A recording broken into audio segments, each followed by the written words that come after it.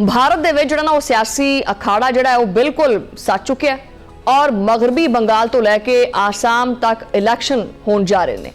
ये इलैक्शन जिहड़े ने वो अप्रैल दे आखिर और मई विच जिहड़े ने होण वाले ने और इलैक्शन दे विच मोदी सरकार आपदी कुर्सी बचाउण वास्ते हर हद पार करदी पई है। लेकिन वही गल है कि हर वारी जिहड़ी जिल्लत है, जिहड़ा एक कलंक है, ये इहदे मथे दा मुकद्दर है। ऑपरेशन सिंदूर विच मिलने वाली जिल्लत अमेज शिकस्त ने दिल्ली दे ऐवाना दे विच सफे मातम बिछा दी है। पट्टां ते हथ मार मार के जिहड़ी है ना पूरी भारतीय जनता हैगी है ये रोंदी पई है और भारतीय खुफिया एजेंसी रॉ दे नाम निहार जिहड़े सुरमाए बने हुए ने उन्हां दी नींदां हराम हो चुकियां ने। ये जिहड़ा भारत है उस वक्त बदतरीन आलमी तनहाई का शिकार है। वो सूरत हाल पूरी दुनिया के सामने है और आपदी इसी खफत नूं मिटाउण वास्ते मोदी सरकार ने अपना उही पुराना घिस्या पिटिया और फरसूदा बदबूदार जिहड़ा फार्मूला हैगा ना वो कढ़िया। और वो फार्मूला की है, वो हैगा जी पाकिस्तान दे उत्ते बेबुनियाद इल्जामात ला के आपदी आवाम नूं बेवकूफ बनाना और उन्होंने आखना जी कि पाकिस्तान साडा दुश्मन है और पाकिस्तान ही करदा है जो कुछ करदा है भारत दे विच। गोदी मीडिया और रॉ दे टुकड़ियां दे उत्ते पलन वाले इस सोशल मीडिया अकाउंट्स जिहड़े ने ये दिने राती जिहड़ा ना वो एक ही काम करदे है और वो सिर्फ और सिर्फ पाकिस्तानी इदारियां दे खिलाफ जहर उगलना। लेकिन इन्हां दी ये जिहड़ी भोंडी किस्म की कोशिश है ना उहदे करके पूरी दुनिया भारत दे उत्ते हसदी है। भारतीय वुजरा ने झूठ की एक बकायदा फैक्ट्री जिहड़ी है वो लाई हुई है, उहदे ते मुसलसल जिहड़ा ना वो झूठ करते रहते हैं और ये सारा कुछ एक मुनज़्ज़म साजिश है ताकि मोदी दी नाकामियां तो अवामी तवज्जो जिहड़ी है हटाई जा सके। पाकिस्तान की हालिया सफारती फतूहात ने मोदी के सीने के उत्ते ऐसा कोई डाढ़ा जख्म छड्डिया है और आलमी मंजरनामे के उत्ते पाकिस्तान की मरकजी हैसियत नूं देख के ये जिहड़ा भारतीय मीडिया हैगा ये भुखला गया। नरेंद्र मोदी जिहड़ा ना वो हुण सिर्फ और सिर्फ नफरत का चूरन ही बेचदा पिया। ये पहले भी नफरत का चूरन ही बेचदा सी, हुण भी ये नफरत का चूरन ही बेचदा पिया। और इलैक्शन तो पहले पाकिस्तान मुखालिफ जज्बात जिहड़े ने वो उभारना एक आखिरी डुबदी हुई उम्मीद बन चुके हैं। मगर जनाब ये नाकाम हसरतां जिहड़ियां ने ना ये हसरतां ही रह जाणियां ने, ये दिल दीयां गल्लां दिल 'च ही रह जाणियां ने और मुसलसल इन्हां दीयां चीज़ां जिहड़ियां ना पाकिस्तान बेनकाब करता रहेगा। ये शर्मनाक जिहड़ा इंकशाफ होया हुण कि जी मोदी सरकार एक बारी फिर फॉल्स फ्लैग दा पुराना ड्रामा रचाउण दी तैयारी करदी पई है जो रॉ दी जिहड़ी ना वो प्ले बुक का सब तो घिसा पिटा हिस्सा भी है। भारतीय वजीर दफा की जिहड़ी गिदड़ भपकी है यदी बुज़िलाना सोच की अकासी करती है और आसाम और मगरबी बंगाल दे विच इस नवे ड्रामे का स्क्रिप्ट जिहड़ा है ना वो रॉ दे इसी नाकाम दफ्तर दे विच तैयार हुंदा पिया जिथे सिर्फ साजिश जन्म लेंदी है ताकि इलैक्शन तो पहले भारतीय आवाम नूं बेवकूफ बनाया जा सके और मजलूमियत का लबादा ओढ़ के वोट बटोरीए ताकि साडी सरकार फिर बने। गोदी मीडिया इस वक्त झूठ की जिहड़ी मंडी है ना वो सजा के बैठा है जिथे कदी पाकिस्तान के दिवालिया होने का ख्वाब वेख्या जाता है, कदी लाहौर के उत्ते कब्जा करना है वो ख्वाब वेख लेंदे है, कदी कहते हैं कि जी 22 मिनट में वो जिहड़ा राजनाथ है 22 मिनट में हम पाकिस्तान को फतह कर लेंगे, कदी जी पाकिस्तान की जिहड़ी कामयाब सफारतकारी है उहदे उत्ते मन घड़त कहानियां सुनना शुरू कर देंदा है कि पाकिस्तान का कोई किरदार नहीं अदा करता पे। भारतीय जेलों के विच कैद बेगुनाह अफराद नूं इस वारी कुर्बानी का बकरा बना के फॉल्स फ्लैग के स्टेज के उत्ते इस्तेमाल किया जा रहा सी। बेनकाब किया है असीं वो फार्मूला भी जो कि मोदी की सफाकियत का एक मुंह बोलता होया सबूत है। आपकी सफारती जिल्लत छुपाने वास्ते भारतीय वजीर खारजा हुण गली मुहल्ले जिहड़े गुंडे नहीं है उन्हां दी तरह नाजेबा और गैर इखलाकी जुबान ते उतरे पे ने और जारी गल है जिस तरह जिन्हां दे पैरोकार हैगे ने अजकल उन्हां दी भी जिहड़ी इखलाकी जुबान है तुसीं देख ली है। इस गल की वाज़े दलील है कि भारत इखलाकी तौर के उत्ते बिल्कुल ही लूला लंगड़ा हो गया, एक लूली लंगड़ी मफलूज किस्म की रियासत बन चुकी है। इसी दौरान जनाब अमरीकी महकमा इंसाफ की रिपोर्ट ने मोदी के चेहरे के उत्ते जिहड़ा शराफत का और जय जयकार का जिहड़ा नारा से ना जिहड़ा इस तरह करते हैं ये ओहदा नकाब जिहड़ा ना वो नोच के ला दिता है। हुण उहदे विच दस्सिया की गया, उहदे विच दस्सिया गया कि मोदी का इजराइल की तरफ इन्ना झुकाओ जिहड़ा मैं कहंदी सी कि जी मोदी जिहड़ा हैगा वो बेंजामिन नेतन्याहू के सामने लम्मा पै गया है, बल्कि पुठा लम्मा पै गया है। ये जिहड़ा पुठा लम्मा पिया होया है इहदी असल कहानी की है, असल झुकाओ की है? असल हैगा जनाब एक आलमी मुजरिम जैफरी एप्स्टीन के इशारियां दे उत्ते मबनी एक करप्ट डील का नतीजा।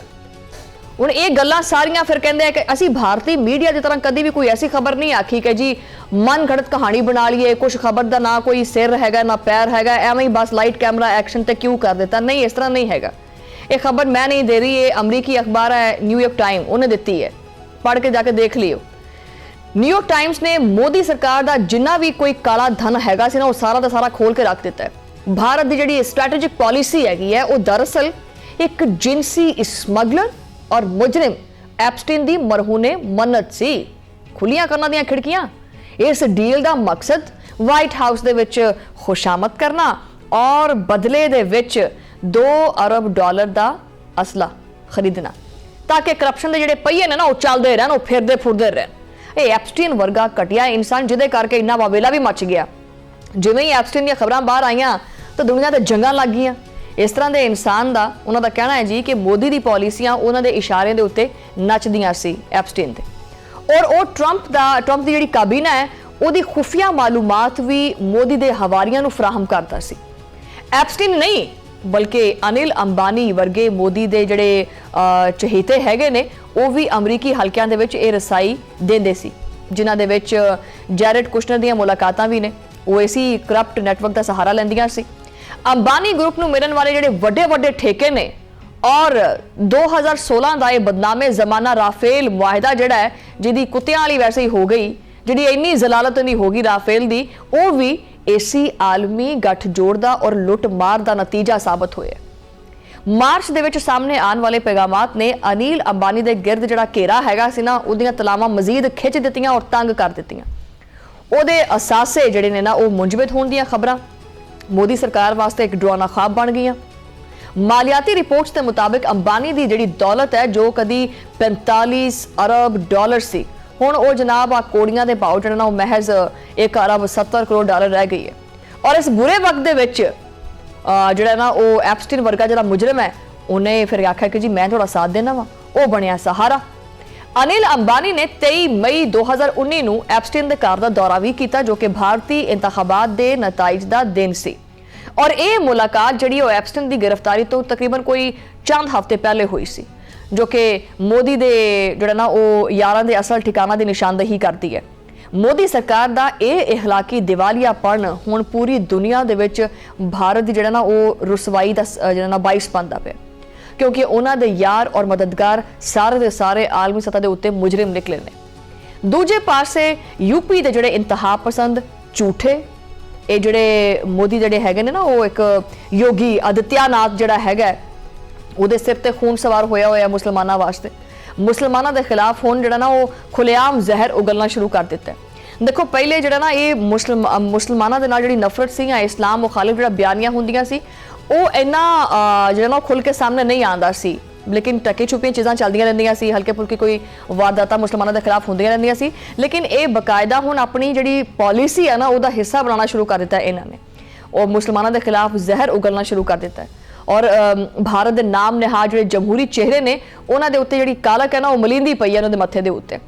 आसाम दे विच खड़ो के योगी ने मुसलमानां नूं मुल्क तो कड्ढण दी धमकी दे दित्ती है। और कहते की ने, वो कहते हैं जनाब कि बीजेपी हुण जिहड़ा ना वो आसाम तो मुसलमानों तो पाक कर देगी, और आसाम जिहड़ा है ना वो मुसलमानों तो बिल्कुल पाक कर दिता जाएगा। योगी का यह भी कहना है कि हर मुसलमान नूं चुन चुन के कढ़िया जाएगा। ये अल्फाज इस्तेमाल करना कि जी मुसलमानों नूं असीं चुन चुन के कढ़ांगे, चुन चुन के निशाना बनावांगे, ये तुसीं आपे ही ये विश्व गुरु अखंड भारत का जिहड़ा ज़हन है ना वो समझ सकते हैं। और हुण तां यूपी दीयां सड़कां दे उत्ते जिहड़ा है ना, इत्थे तक गल आ गई है कि सजदा करन दे उत्ते और आज़ान दी आवाज़ तक दे उत्ते पाबंदी लगा दित्ती है। इंसानी हकूक दे आलमी इदारे चीखदे पे ने कि यह सारा कुछ जिहड़ा ना वो मजहबी हमांगी नूं राख करन दी एक साजिश है। ਇਹਦੇ ਕਰਕੇ मोदी सरकार ये समझती है कि शायद वो अपना वोट बैंक स्ट्रॉन्ग कर लेगी, या वो विश्व गुरु अखंड भारत या फिर हिंदुत्व के उत्ते चलन वाला पैरोकार जिहड़ा मुल्क है सिर्फ वही बनेगा, बाकी मुसलमान जिहड़ा ना इत्थों रफू चक्कर हो जाएंगे भारत की हदूद दे विचों, ते ये उसी चीज़ के उत्ते अमल पैरा ने। लेकिन मोदी दे ये अंधे जिहड़े पैरोकार हैगे ने, वो सिर्फ और सिर्फ नफरत की अग दे विच ही जलना जानते हैं। जिमें कि भारत का सैकुलरिज्म हुण तारीख जिहड़ा ना उहदे मलबे तले दब चुके हैं, अपने आप को एक सैकुलरिज्म रियासत समझता है, किसी एंगल तो नहीं लगता। सीनियर सियासतदान जिहड़े शशि थरूर ने, उन्होंने मोदी सरकार के इस घटिया मुस्लिम मुखालिफ बयानिए नूं शीशा विखाया और अमर अकबर एंथोनी का हवाला देते हुए दसिया कि जी ये पुराना भारत किते बेहतर सी और सच्ची बेहतर सी। और मैं ये दिलों तो ये चीज़ कहनी हाँ कि ये गल्लां थोड़ियां गौर नाल सुनियो। और मेरे ख्याल से जिन्ने भारतीय हैगे ने जिहड़े भारत विच बह के मैनूं सुनदे आ, मैं उन्हां वास्ते भी गल कहनी हाँ कि पुराना भारत जिहड़ा ना वाकई कुछ बेहतर सी। अगर आप माजी की गल करिए तो माजी दे विच भारत दे विच फिल्मां दे जरिए भी एक मुहब्बत जिहड़ी है वंडी जाती सी। कोई हीरो हुंदा सी तो उनका कोई मुस्लिम जिहड़ा दोस्त है वो बनाया जाता सी। उन्हां दी दोस्ती ऐसी हुंदी सी कि उन्हें कोई तोड़ नहीं सकता, ठीक है। और दोनों सरहद पार बह के भी इस पासे भी उस पासे भी दोनों जगह के उत्ते जिहड़ा ना वो उन्हां मूवीज़ नूं पसंद भी किया जाता सी, उस मुहब्बत के पैगाम नूं मजीद वधाया भी जाता सी। लेकिन जदों दा ये मोदी आया है, तुसीं नोटिस कर लो कि जदों दी ये मोदी सरकार आई है ਉਹਦਾ एक नवा ही ਜਿਹੜਾ ਨਾ ਉਹ नैरेटिव हैगा न्यू इंडिया ਜਿਹਨੂੰ ਕਹਿੰਦੇ ਹੈ। न्यू इंडिया ਦੇ ਵਿੱਚ सिर्फ और सिर्फ नफरत अंगेज फिल्मां ਉਹੀ ਬਣਦੀਆਂ ਪਈਆਂ ਨੇ। पहले फिल्मां ਦੇ ਜ਼ਰੀਏ ਮੁਹੱਬਤ और अमन ਦਾ पैगाम ਹੁੰਦਾ ਸੀ, ਹੁਣ ਇਹਨਾਂ ਫਿਲਮਾਂ ਦੇ ਜ਼ਰੀਏ ਜਿਹੜਾ ਨਾ ਉਹ ਨਫ਼ਰਤ ਫੈਲਾਈ ਜਾਂਦੀ ਹੈ और फिल्मां ਨੂੰ सरकारी सरप्रस्ती और टैक्स ਜਿਹੜੀ छूट है ਉਹ ਮਿਲਦੀ है।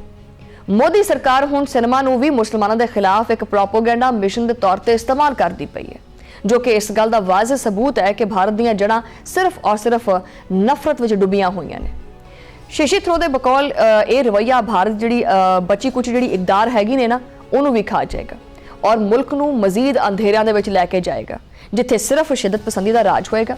पाकिस्तान ने भारत की इन्हां जिहड़ियां सारियां गीदड़ भपकियां हैगियां ने ना इन्हां नूं जुत्ते दी नोक दे उत्ते रखिया और वज़ीर दफा ख्वाजा आसिफ ने मोदी नूं दो टोक वार्निंग दे दी है कि अगर कोई फॉल्स फ्लैग का कोई भी नाटक दोबारा किया तो यदा अंजाम फिर बड़ा बुरा होएगा, भजन नूं राह नहीं मिलना।